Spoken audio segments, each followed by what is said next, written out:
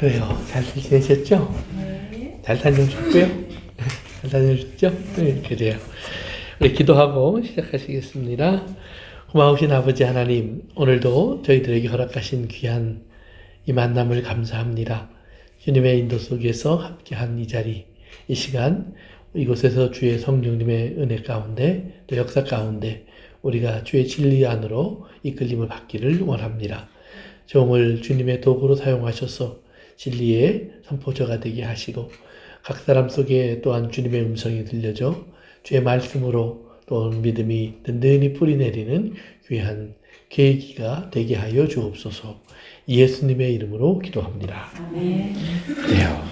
우리 사도신경 오늘 한번 같이 읽고 우리 외우고 우리 한번 같이 말씀 나눕니다. 시작.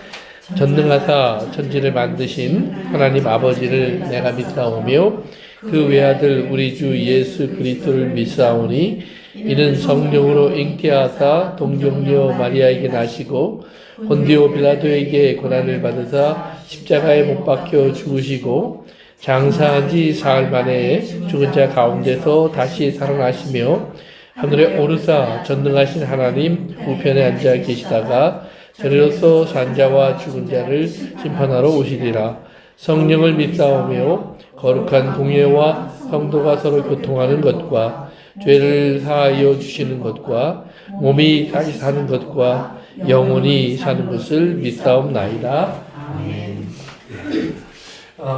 우리가 방금 이제 외운 것은 이제 신경 또 신조 그래서 우리 믿음의 고백을 위해서 우리가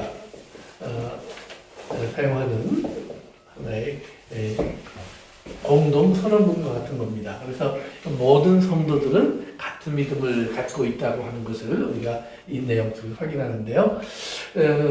또 이제 우리가 성경을 보면 예수님의 제자들이 처음 복음을 전할 때 다 같이 공통적으로 전한 내용들이 또한 있습니다. 그래서 그걸 중심으로 해서 초대교회 또는 성경에 나오는 기본적인 설교의 틀을 우리가 이제 캐리그마 이렇게 불러요. 캐리그마. 캐리그마라고 이렇게 부르는데 이 캐리그마의 가장 기본적인 내용은 우리 고린도전서 15장으로 한번 가봅시다. 고린도전서 15장 제가 1절, 2절 읽고요. 여러분이 3절, 4절 읽습니다. 형제들아 내가 너희에게 전한 복음을 너희에게 알게 하노니 이는 너희가 받은 것이요 또한 그 가운데서 선 것이라.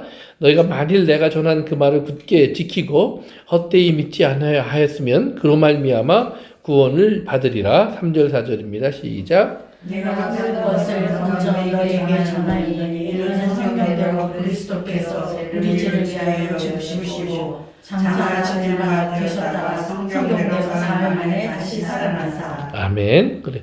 그래서 여기 보면 이제 바울이 이런 말을 합니다. 내가 너희에게 전한 복음. 그러니까 바울이 자기가 너에게 전한 복음을 이제 다른 곳에서 보면 이것은 내가 만들어낸 것이 아니라 나도 받은 것이다. 이렇게 설명을 해요. 그래서 그러면 어디서부터 받은 것이냐? 이것은 주께로부터 받은 것이다.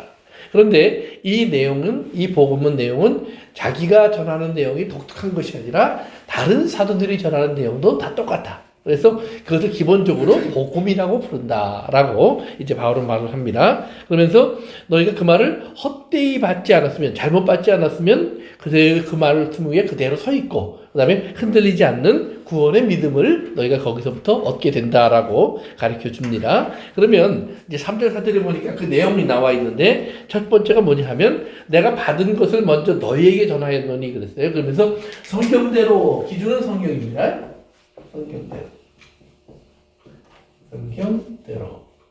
여기서 말하는 성경이라는 것은 구약을 말하는 거죠. 그래서 너희가 가지고 있는 성경이 있었다 우리가 본래. 근데 거기에 보면 기본적으로 첫째는 그리스도께서 우리를 위하여 죽으시고, 즉 예수 그리스도의 십자가.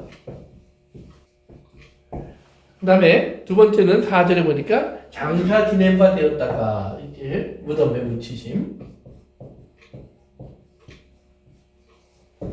그 다음에 세 번째는 성경대로 사흘 만에 다시 살아나서 다시 사실. 이제 이것 외에 또 하늘에 오르사라는 말이 있습니다.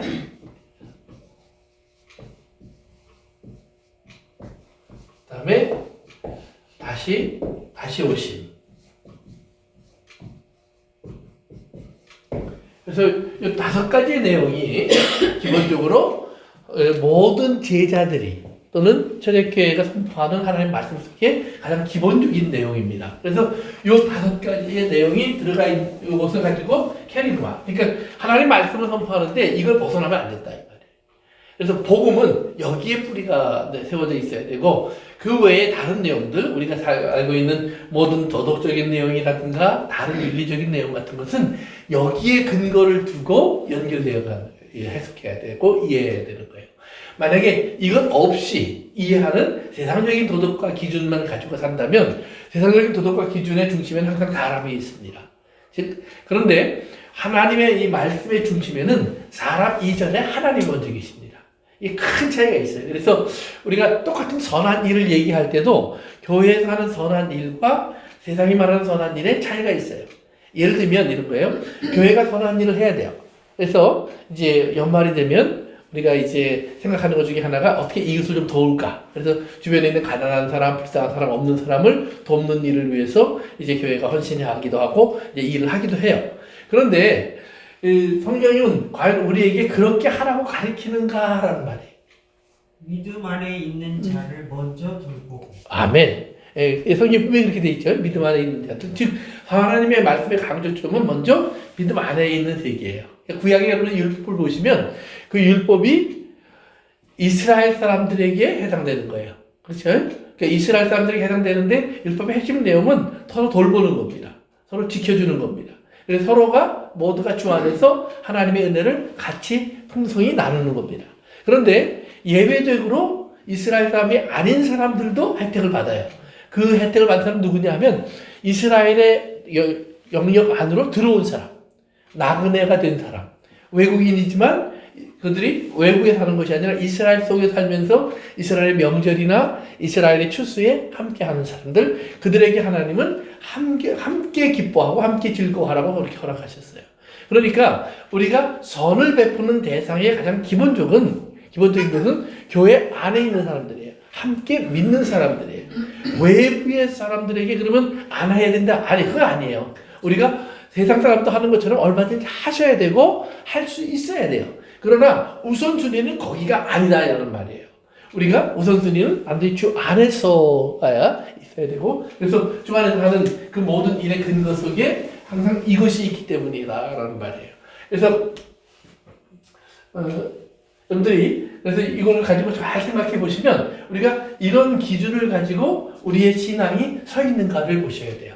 그러니까 우리가 예수님을 믿으면서 우리 하나님께서 나에게 이제 어떤 일을 해주셔서 어떤 경험을 하고 어떤 능력을 경험하고 어떤 기적을 보고 이적을 보는 이런 일들이 분명히 있어요. 그러나 그것이 이것과 연결되지 않으면 아무 의미가 없는 거예요.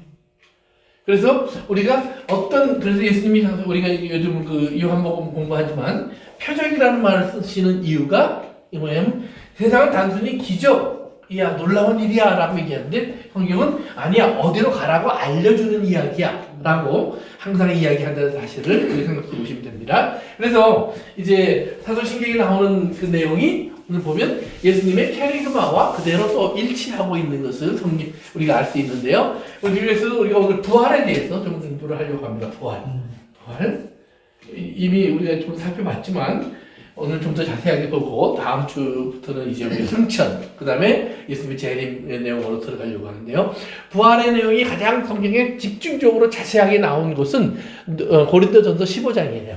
고린도전서 15장. 고린도전서 15장. 그래서 고린도전서 15장을 부활의 장이라고 그래요. 여기 보면 부활에 대한 모든 내용들이 비교적 자세하게 설명되어 있어요. 근데 오늘 본문에도 보면 우리가 이제 읽은 성경 구절 15장 1절 2절을 보니까 이 복음을 내가 너희에게 먼저 선포한 것인데 그 말을 너희가 굳게 지키고 헛되이 믿지 않아야 하면 중요한 거예요. 그래서 하찮게 여기지 말고 그 다음에 그냥 믿습니다 이러지 말라 이 말이에요. 여기서 한번 생각해 보세요. 여러분, 믿음이 뭐예요? 우리가 예수님을 믿습니다 라고 하는 믿음을 얘기하는데 믿음은 어떤 것인가를 한번 생각해 보셔야 돼요. 예를 들면 이제 오늘 우리가 공부할 내용에서 설교 시간에 나오겠지만 예수님이 빌립을 시험하려고 5천 명이 이제 예수님께 나오는 걸 보고 어디서 떡을 구해서 저들을 먹이겠느냐. 그래서 그걸 시험하려고 하신다고 그랬어요. 그런데 빌립이 뭐라고 대답했죠? 지난 시간에 했는데 그렇죠. 우리가 돈을 200데나리온이라는 돈을 가지고 저 떡을 사도 저 사람들 한 번 먹입니다. 그래서 거기다 이제 다른 곳에서 보면 마태, 마가, 누가복음에 보면 여기 또 떡을 살 데도 없습니다. 들판이니까 이렇게 대답을 해요. 그러니까 안드레가 어떻게 했죠? 어린아이. 그렇죠. 어린아이 도시락 하나 가지고 가서 이제 예수님께 대접을 합니다. 그러니까 예수님께 내어놓으면서 뭐라 그러냐면 이게 얼마나 되겠습니까? 이것 가지고 도대체 무슨 일을 할 수 있겠습니까? 이렇게 이제 가져와요.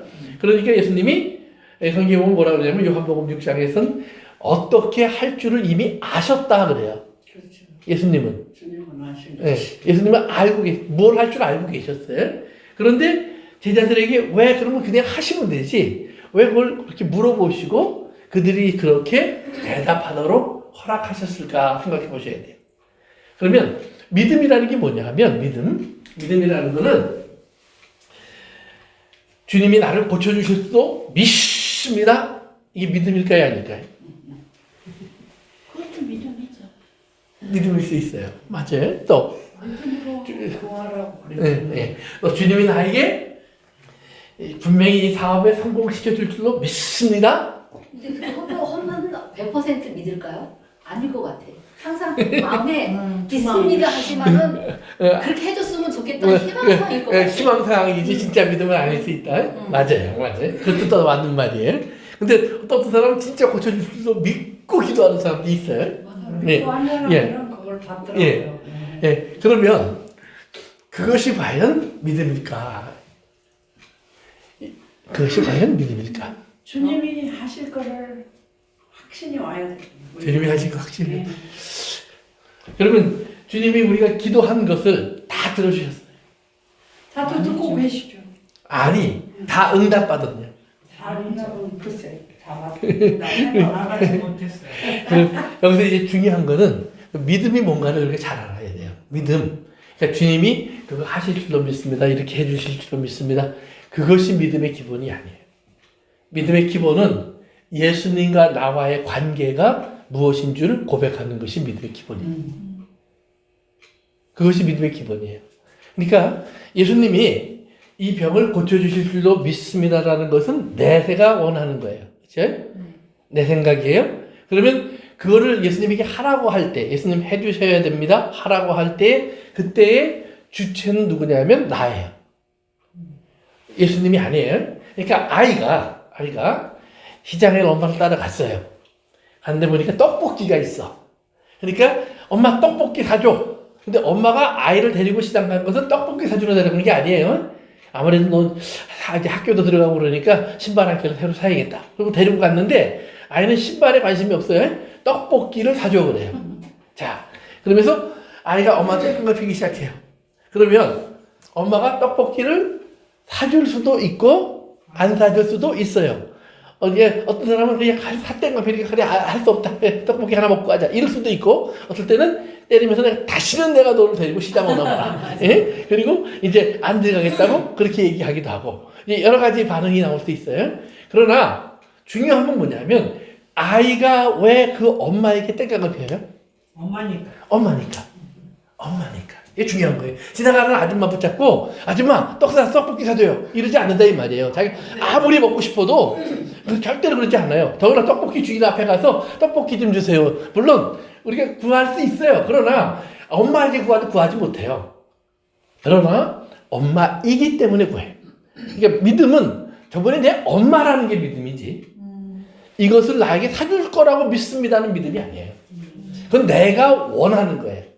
그러니까 우리 신앙생활을 성경을 통해서 잘 보면 예수님이 제 빌립에게 자 그를 시험하려고 우리가 어디서부터 떡을 사서 저들에게 나누어 줄까라고 물어봤어요.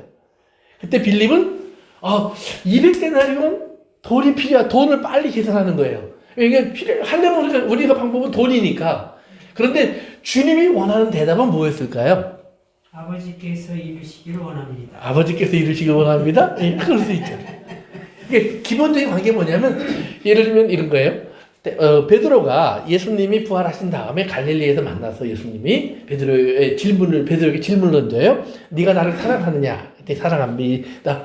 사랑하느냐? 사랑합니다. 세 번째 던지니까 베드로가 뭐라고 대답했죠? 주님이 아십니다. 그렇죠. 주님이 아십니다. 주님이 아십니다. 답은 주님에게 있는 거예요. 내게 있는 게 아니다 이 말이에요. 그러니까 물론 우리가 구하면 안 된다 아니에요. 구하라 그랬으니까 다 구하세요. 다 구하는데 그분이 누구이기 때문에 주님이 아버지시고 주님이기 때문에 우리가 구하는 거예요. 첫째는. 두 번째는 그것을 통해서 우리가 그분에게 구한다는 말은 뭐냐면 그분의 뜻이 이루어지기를 원해서 구하는 거예요. 그러니까 내가 병이 낫기를 원해요. 그런데 이 병이 낫기를 원하는 나의 소원이 그분의 뜻이기를 원하는 거예요. 그러니까 내가 구한다고 했더라도 그분의 뜻에 이것을 맡겨두는 것이지 반드시 그분이 내 뜻대로 하셔야 된다는 건 아니다 이 말이에요. 이걸 잘 구분하셔야 돼. 그래서 우리가 신앙생활 하면서 내가 그분에게 내가 나가서 믿음으로 구한다는 말은 예수님이 주인이니까 하나님이 아버지시니까 하나님은 모든 것을 하나님의 뜻 가운데 선한 길로 이끌어 가시니까 그의 의로움을 따라서 행동하실 거니까 이걸 우리가 다 알고 있기 때문에 그분에게 가서 구해요. 그런데 우리가 그걸 구하면서 우리는 뭘 하냐면 그분은 그 뜻에서 벗어나는 일을 안 하실 거예요. 그 뜻 안에서만 행동하실 거예요. 그러니까 우리는 모르니까 이것도 구하고 저것도 구하고 다 구해요. 그렇지만 우리가 갖고 있는 믿음은 적어도 확실한 것이 있어요. 이게 뭐냐면 아버지의 뜻대로 하시면서 아버지는 아버지가 보실 때의 선이 하는 일은 안 하실 거예요. 그러니까 그것이 내 개인적으로 올 때는 나에게 너무 필요한 일인데 왜 안 해주시지? 예를 들면 우리가 사고가 난 딸 안 지켜주셨어요. 그런데 왜 하나님은 나를 왜 그 사고에서 안 지켜주셨지? 보니까 권사님은 지켜주셨네? 집사님은 지켜주셨네? 난 목사인데 왜 나를 안 지켜주셨지? 차별하시나? 아니에요. 사고를 허락받은 사람에게도 하나님의 뜻이 있고 또 사고에서 구원을 받은 사람에게도 하나님의 뜻이 있어요. 이게 그걸 그렇게 이해를 해야 돼요. 그러면서 왜 나에게는 이런 은혜를 주셨고 왜 저에게는 그것이 안 보일까? 하나님을 덜 사랑하시나? 차별하시나? 아니라는 말이에요. 우리가 다 이해할 수 없는 무언가가 있어요. 그럼 예를 들면 예수님이 복받은 사람이에요? 십자가 밑에서 예수님을 죽이고 있는 로마 군인들이 복받은 사람이에요? 예수님이 받은 사람이에요. 믿음은 우리가 예수님일 거라고 생각을 해요. 그런데 내가 십자가 위에서 막 찔리고 상처받고 버림받고 그 자리에 있기를 원하는 사람은 아무도 없어요. 예수님도 가기 전에 하나님께 그렇게 기도했잖아요. 아니라고. 안 가고 싶다고. 그러니까 이것이 인간의 본능이에요. 본능이니까. 그러나 우리가 본능 같은 것이 있지만 믿음은 또한 뭘 구해요? 예수님이 내 뜻대로 마옵시고 아버지 뜻대로 하옵소서라는 것은 그것이 믿음의 세계이기 때문에 그러는 거예요. 그러나 내가 지금 여기서 알아야 될 것은 아버지의 뜻이 무엇인지를 알아야 하고 아버지의 뜻이 이루어지는 것이 당연하다는 사실을 내가 받아들여야 한다는 것을 예수님이 고백하신 거예요. 그러니까 그것은 우리가 무슨 뜻인지 모르니까 하나님이 어떻게 할지 모르니까 마지막에 붙이는 그 단어가 아니라 우리의 모든 기도에는 그 말이 담겨 있어야 돼요. 우리가 그것을 고백하든 안 하든. 그래서 그 믿음이 있는 거예요. 그러니까 오늘 우리가 믿음을 얘기할 때 부활의 믿음이라는 걸 얘기할 때도 우리가 항상 생각해 보셔야 될 것이 있어요. 왜 우리는 부활을 믿는가? 그것은 하나님께서 생명이시기 때문이에요. 하나님은 생명이세요. 하나님은 사랑이세요.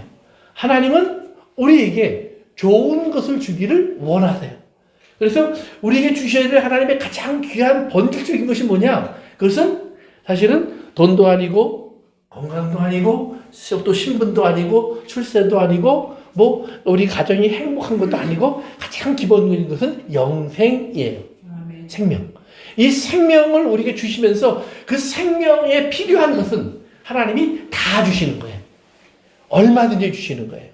그리고 그 생명을 가지고 우리가 이 땅에서 하나님의 사람으로 사는 데 필요한 모든 능력을 다 부어주시는 거예요.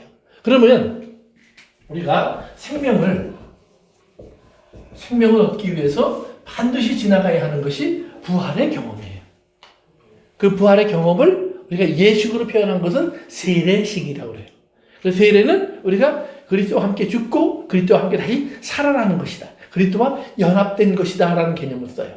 그러니까 우리가 죽은 다음에 어느 정도 시간이 지나서 예수님 다시 오실 때 다시 일어난다? 맞아요. 부활이에요. 그러나 또한 동시에 예수를 믿는 순간에 우리의 삶 속에는 부활이 이루어져야 해요. 그러니까 두 개의 부활이 있어요. 우리가 성도들이 경험하는 것은 하나는 뭐예요? 예수를 믿으면서 우리가 영적인 부활이에요. 그 영적인 부활은 여러분이 느껴요? 못 느껴요? 저는 느껴요. 믿음으로 사는 것이기 때문에 그건 생명 부활 아닐까요? 영적 부활은 성령을 받고 체험을 해야 그게 부활이라고 저는 믿어요. 네? 우리가 이렇게 생각해 보시면 돼요. 이제 그 권사님 말씀 이제 제가 이제 받아들이고요. 아주 귀한 말씀이에요. 성령의 체험이 그렇다고 해서 모든 사람이 바울처럼 경험하는 건 아니에요. 그렇죠. 예? 또 모든 사람이 예수님의 12 사도들처럼 경험하는 것도 아니에요. 그러니까 보세요. 예수님의 12 사도의 경험은 우리가 오순절 다락방의 경험으로 잘 나와 있어요. 그렇죠? 그런데 베드로가 설교하고 나서 몇천 명이 믿었죠? 3,000명. 그 사람들이 어떻게 성령 받았어요? 기도하고? 예. 거기 흥기에 보면 안 나와 있어요. 예, 세례 받았다고 나와 있어요. 세례 받았다고. 또 5,000명이 예수를 믿었어요. 그 다음 며칠 지나서 베드로가 설교하니까 5,000명이 돌아왔어요. 그들이 성경에 보면 성령을 받았다라는 말이 안 나와요. 그러면 성령 안 받은 거예요? 받은 거예요? 믿을 때 저는 성령 받는 걸로. 그들도 받은 거예요. 그러나 우리 성경에 안 나온다는 말로 우리가 이해할 수 있는 것 중에 하나는 뭐냐면 그들의 받은 성령을 받은 모습이 특별하지 않을 수 있어요. 눈에 띄지 않는 모습일 수 있어요.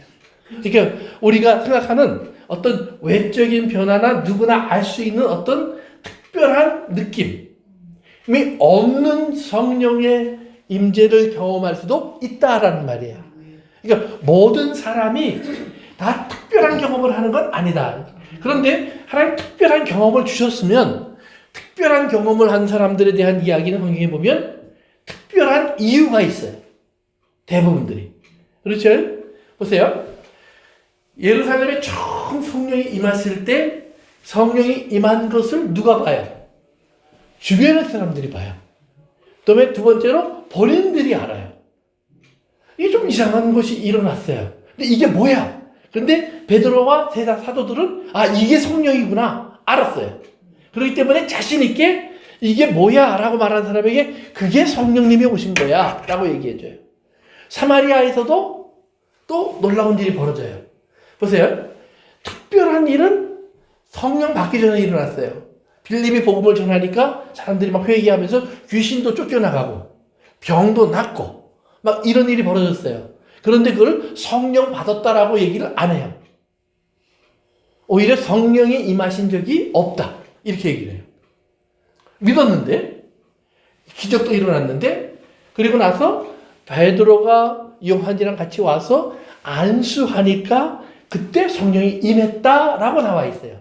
그러니까 그 말은 뭐냐면 사마리아에 성령이 임한 것을 분명히 사도들이 눈으로 확인하게 하셨다라는 말이에요. 왜? 그냥 빌립이 하니까 성령님이 임하셨습니다 라고 전도의 보고서가 오는 게 아니라 왜 가서 직접 확인하고 본인들이 직접 경험하게 하셨는가? 우리가 그 다음에 나온 내용들을 보면 알아요. 그거 아니었으면 예루살렘 교회가 받아들이지 않았어요. 왜? 사마리아 사람들이니까. 안 받아들여요. 이방인들에게 성령이 임할 때도 처음에 임한 모양새를 보면 분명히 베드로가 고넬료 집에서 설교를 하고 있는데 베드로는 이방인들에게 손을 댈 생각도 안 하고 있었을지 몰라요. 그런데 설교하는 중간에 갑자기 성령이 그냥 와버리셨어요. 그러니까 하나님이 베드로를 거기에 보내신 이유는 물론 말씀을 전하기 위한 목적도 있지만 뭐예요? 성령이 임하는 것의 증인으로 보내신 거예요. 이방인들도 성령을 받더라.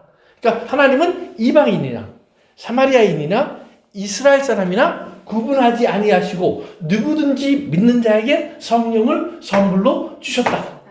그러니까 다 이제는 그들은 다 하나님 사람이다. 그러니까 그 다음에 바울이 세계 선교를 다니면서 막 복음을 전했는데 성령이 임한 특별한 모습은 에베소 교회에만 기록돼 있어요. 나머지 빌립보에서 어떻게 성령이 임했는지, 또 아덴에서 어떻게 성령이 임했는지, 고린도에서 어떻게 성령이 임했는지 안 나와 있어요. 그렇지만 그들이 성령 받지 않았다라고 말하지 않아요. 심지어는 그 다음에 일어난 여러 가지 문제들을 놓고 이야기할 때에도 그것이 성령이 임한 것이 아니었었다라고 말하지 않아요. 음란한 일도 있었고 교회가 분열되는 일도 있었고 문제가 있었어요. 그러나 그건 아니에요. 그래, 다 그들은 성령이 임한 거예요. 예를 들면 이런 거예요. 우리가 이제 교회나 이런 데서 보면 가끔가다 표어가 나와요. 표어 중에 하나가 뭐냐면 가장 많은 게 초대교회로 돌아가자. 거기서 말하는 초대교회가 뭐예요? 어느 교회를 말해요? 예루살렘 교회, 사마리아 교회, 에베소 교회, 빌립보 교회, 어느 교회일까요? 에베소 교회? 네. 아니, 예루살렘 교회예요. 처음 성령이 임한. 왜? 거기 그다음에 성령이 임한 다음에 어떤 일이 벌어졌어요? 그들이 매일 모여서 찬송하고 기도하고 성경 공부하고 또 뭐예요? 떡을 떼고 나누고 자기 재산을 다 팔아서 섬겼고. 이렇게 이게 가장 아름다운 교회라고 생각을 해서 이제 초대교회로 돌아가자 그래요. 그러면 교회 하면 다 포함되어 있는. 그 초대교회로 돌아가면 그러면 그 교회가 그러면 완전한 교회일까? 성경에 보니까 그 교회에 어떤 문제가 있었어요?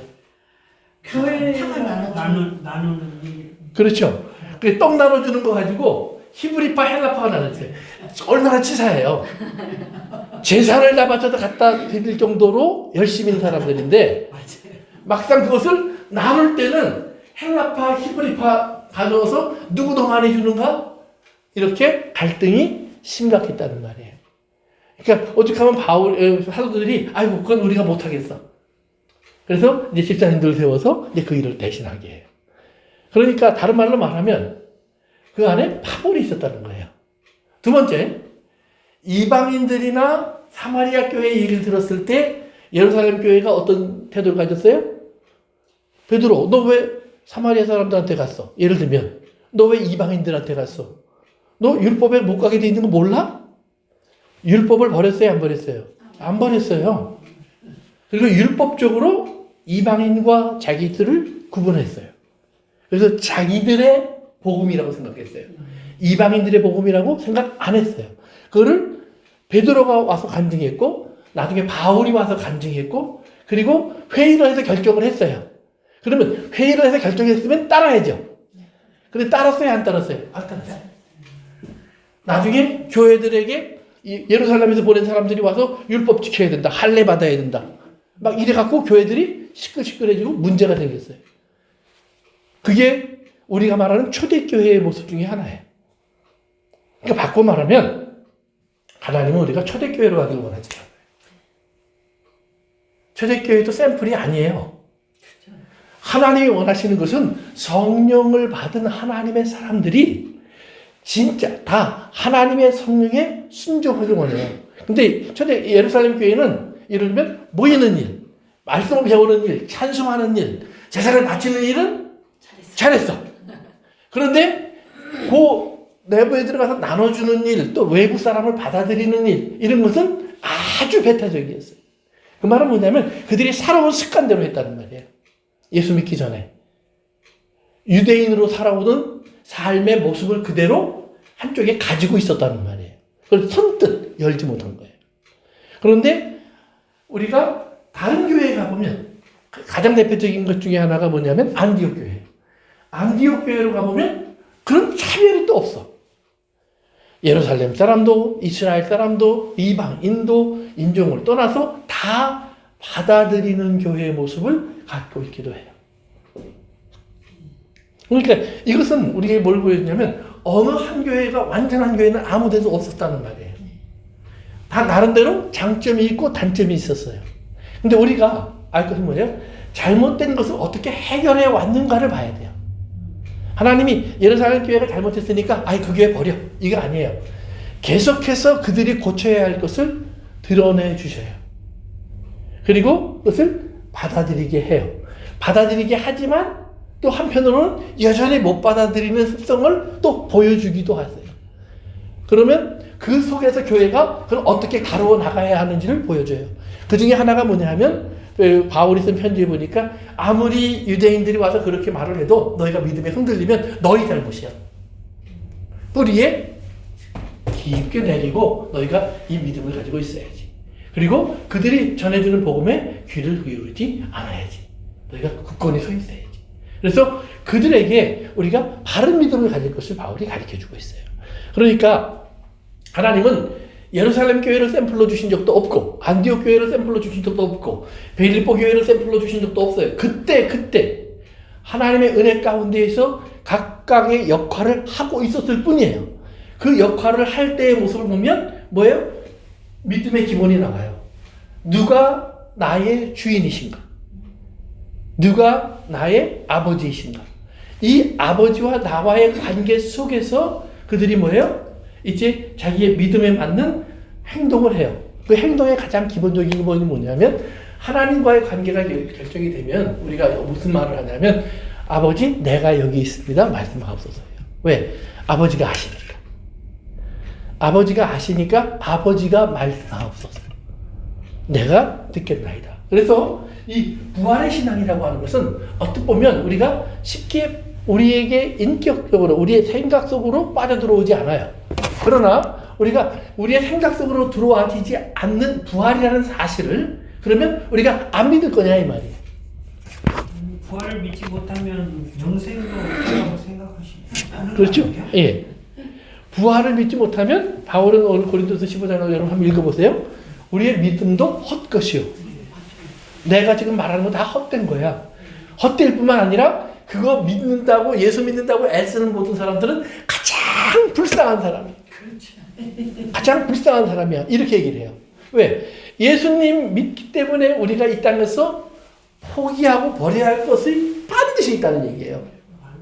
반드시 있는데 어떤 것이냐? 이 땅의 모든 사람들이 갖기를 원하는 것, 누리기를 원하는 것, 얻기를 원하는 것을 예수님 때문에 분명히 포기하고 버리고 내놔야 될 것들이 다 있는데 그리고 예수 믿는 사람들은 그것을 할 수밖에 없다 이 말이에요. 왜 할 수밖에 없냐면 하나님과 나와의 관계 속에서 믿음 속에서 안 할 수 없도록 만들어 주셔야 진짜 하나님이 나의 하나님이에요. 그거 안 하는데도 아무 좋지도 않아. 우리 권사님 얘기처럼 암시롱하네. 암시롱하네. 암시롱 안 한다고 할지라도 그러면 문제가 되는 거예요. 그것이 자꾸 나에게 걸리고 나를 움직이고 나를 붙잡고 나를 굴복시켜야 돼요. 그래서 믿음은 확실한 신념이 아니에요. 믿음은 아버지의 음성을 듣고 내가 움직여지는 것이 믿음이에요. 그래서 야고보가 뭐라고 그랬어요? 행함이 없는 믿음은 죽은 믿음이다 그랬죠. 바울이 말하는 걸 들어보면 행동이 믿음은 아니에요. 그렇게 행동한다고 다 믿음은 아니에요. 그러나 행함이 없으면 믿음이 아니에요. 주님 안에서 행하는 걸 말하는. 그러니까 이런 거예요. 여러분들이 모든 쌀국수에는 쌀국수가 들어가 있어요. 그렇죠? 근데 쌀국수를 가지고 항상 쌀국수만 만드는 건 아니에요. 다른 것도 만들 수 있잖아요. 그렇죠? 포를 항상 만드는 게 아니라 볶음도 만들 수 있고, 뭐, 그거 가지고 썩도 만들 수 있고, 아니면 그걸 튀겨서 먹을 수도 있고, 다른 얼마든지 만들 수 있어요. 그러나, 모든 쌀국수에는, 포에는 반드시 쌀국수가 들어가야 돼요. 닭고기가 들어가서 소고기가 들어갔든, 그것이 쌀국수를 정리하는 것이 쌀국수가 들어가면 되는 거예요. 마찬가지예요. 믿음도 우리가 여러 가지 얘기를 많이 할 수 있지만, 결국은 믿음은 뭐냐면, 예수 그리스도가 나의 주인이고, 그리고 하나님 아버지가 분명히 나를 만드셨고 나를 낳으셨기 때문에 나는 그분 앞에 있어야 되고 그렇다면 이제 내가 많은 이야기를 하지만 그러나 결국은 그분의 하는 이야기를 내가 들어야 되고 그리고 결국은 뭐예요? 내가 원하는 대로 가는 것이 아니라 그분이 나에게 말씀하시는 일을 내가 행동으로 옮기면 그것이 저 사람 믿음이 있구나 이 말이에요. 그런데 분명히 믿습니다. 아멘 막 하는데 막상 직장에 나가면, 집에 가면, 친구를 만나면, 세상에 나가면 그렇게 행동을 안 해요. 그러면 하나님의 사람이면 분명히 하나님의 말씀이 나를, 또 성령님이 나를 움직이실 텐데 불순종하는 내가 괴로워져야 돼요. 그리고 기도하고 엎드리고 그것이 나를 고쳐 버려야 돼요. 이게 안 고쳐지는 사람은 하나님을 이기는 사람이에요. 그러니까 하나님을 이기는 사람은 없어야 돼요. 그렇죠? 하나님을 이기는 사람은 없어야 돼요. 그런데 있어요. 누가 있느냐? 요한계시록 보세요. 마지막까지 하나님을 사람들이 원망하죠. 그러면 언제 가서 그 원망이 없어질까요? 지옥 가면. 맞아요.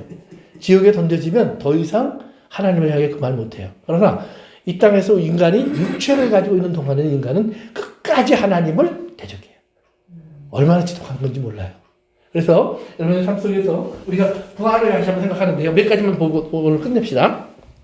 고린도전서 15장으로 가세요. 부활은 뭐냐? 14절을 가서 보세요. 15장 14절. 한번 같이 읽을까요? 시작. 그리스도께서 만일 다시 살아나지 못하셨으면 우리가 전파하는 것도 헛것이요 또 너희 믿음도 헛것이며. 아멘. 그래서 그리스도가 다시 살아나는 것, 즉 부활이 없으면 기독교는 아무것도 아니다라는 말이에요. 그러면서 우리가 말하는 건 다 거짓말이다라고 하는 말이 그 다음에 나와요. 그 다음에 17절로 갑시다. 17절 시작. 그리스도께서 다시 살아나신 일이 없으면 너희의 믿음도 헛되고 너희가 여전히 죄 가운데 있을 것이요. 아멘. 그 다음에 두 번째는 뭐냐면 부활이 없다면 우리는 죄를 벗어날 수 없다는 말이에요. 왜? 부활 때문에 우리는 지금 이 시간 이 땅에서 일어나는 우리의 삶의 불평등, 불공정, 즉 어려움과 힘든 것을 받아들이는 거예요. 예수님 때문에. 그런데 만약에 부활이 없다면 그걸 왜 받아들여요? 우리도 이 땅에 살면 똑같이 살면 되지.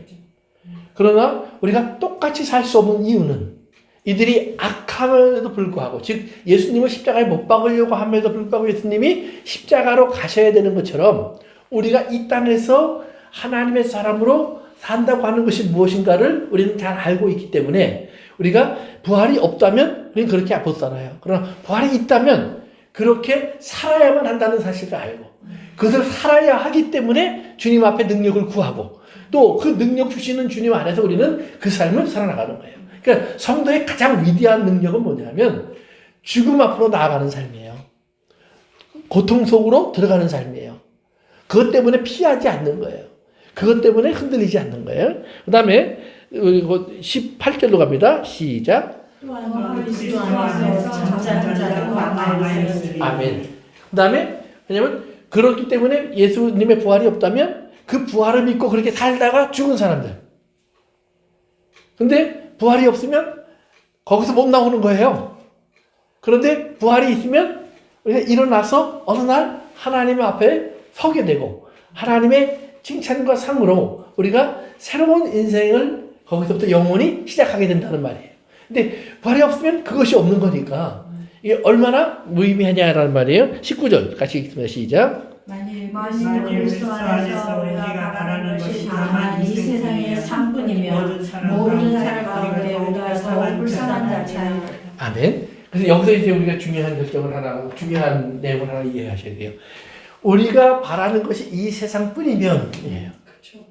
자, 아까도 이제 기도 얘기를 좀 했지만, 여러분 기도하는데, 여러분 구하는 모든 것이 이 땅에서 응답이 안 되더라도 부활의 세계에서 가다 보시면 응답돼 있을 거예요. 그러니까 우리가 거기까지 우리의 응답의 영역을 넓혀놔야 돼요. 그러니까 하나님의 응답이 이 땅에서 지금 다 와야 되는 게 아니라는 사실을 여러분 아셔야 돼요. 하나님의 응답은 내가 죽은 후에 눈을 떴을 때 거기 가서 보니까 아 그래서 하나님이 그렇게 응답하셨구나 하는 것들이 쫙 깔려 있다는 말이에요. 근데 거기 갈 때까지는 몰라요. 거기 갈 때까지는. 그러니까 우리가 성장하면서 배우는 것 중에 하나가 뭐냐면 왜 내가 예를 들면 학교를 부지런히 가야 하는가? 왜 내가 하루에 3끼 밥을 시간을 잘 맞춰서 찾아 먹어야 하는가? 왜 내가 생활을 또 어떨 때는 내가 좀 잠자는 시간이나 일어나는 시간을 좀 이렇게 정해서 규칙적으로 해야 되는가? 그 모든 것 속에 뭐가 있냐면 건강의 문제가 있고 우리 삶의 앞날의 문제가 있고 그리고 내가 살아가는 삶 속에서 우리가 누군가에게 우리가 피해가 되지 않고 힘을 줄 수 있는 또는 도움이 될 수 있는 그런 좋은 면에서 우리가 그런 일들이 필요한 것을 알아요. 자기 역할을 위해서. 그런데 막상 어린아이로 돌아가서 보면 학교 가라고 깨우면 엄마한테 아멘 그리고 벌떡 일어나는 게 아니라 한 10분만 더 5분만 더 그러면 끝까지 안 일어나려고 그러잖아요. 그러다가 학교 안 갈 이유가 생기면 얼마나 좋은지 몰라요. 얼마나 좋은지 몰라요. 그러니까 이게 참 바보 같은 짓인데 그땐 그게 달콤하다는 말이에요. 그렇지만 그거를 받아들여주는 부모는 거의 없죠. 끝까지 깨워서 끝까지 때려서라도 보내잖아요. 그러면 나중에 가서 그때 그렇게 했구나. 근데 그때 그렇게 안 해준 부모를 가진 사람들 뭐냐면 엄마가 왜 그때 나한테 그렇게 안 했어? 그래요. 제 아내가 우리 엄마 왜 나한테 그때 끝까지 피아노 왜 안 가르쳤어? 만약에 지금 와서 그 소리 하겠어요?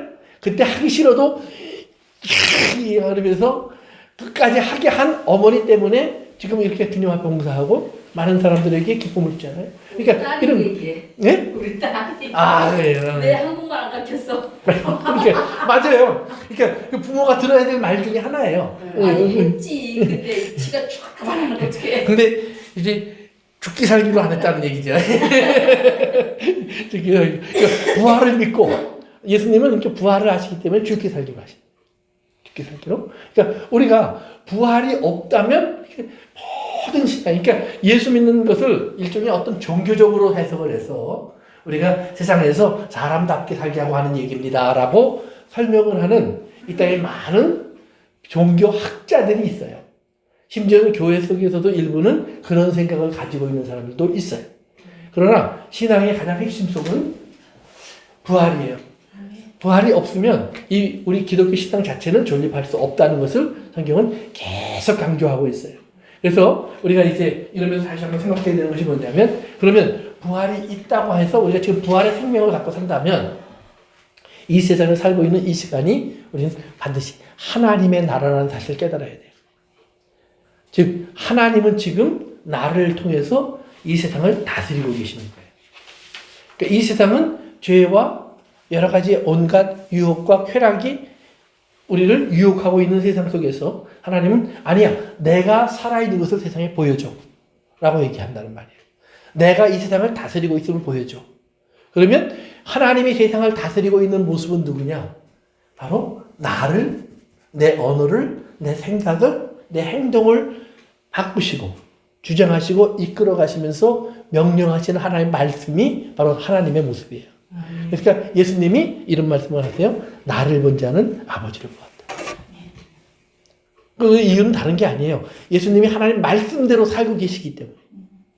나를 본 사람은 하나님 본 거예요. 영이신 하나님이지만. 그래서 요한일서에서 하나님의 교회가 하나 되어 있습니다. 하나님이 거기 계신 것은 세상이 알리라. 요한복음 17장에서 하나님 저들로 하나 되게 하사 하나님이 저들을 얼마나 사랑하시는 줄을 let them know 세상이 알게 하옵소서. 그러니까 하나님 사랑은 안 보이는 거 아니에요. 하나님도 안 보이시는 거 아니에요. 그 하나님이 우리 안에서 드러나신다는 것밖에 없어요. 그래서 오늘 우리가 정말 부활의 믿음을 갖고 여러분들이 승리하시는 그런 신앙이 되시기를 바랍니다. 네, 기도하겠습니다. 아버지 하나님, 우리가 주님을 믿노라고 말하지만 우리가 무엇 때문에 주님을 믿고 왜 주님을 믿는지 잘 모를 때가 많이 있습니다. 아버지 하나님, 내 삶에 꼭 원하는 일이 있을 때 우리가 주님을 붙잡고 믿는다고 고백하지만 우리가 정말 주님 앞에 나를 맡기는 것이 아니라 내 뜻 앞에 주님을 끌어당기려고 할 때가 많이 있음도 고백합니다. 아버지 하나님, 우리의 삶 속에서 우리가 주님의 뜻에 순종할 줄 아는 진짜 주님을 주님으로 여기는 믿음을 갖게 도와주옵소서. 예수님의 이름으로 기도합니다. 아멘.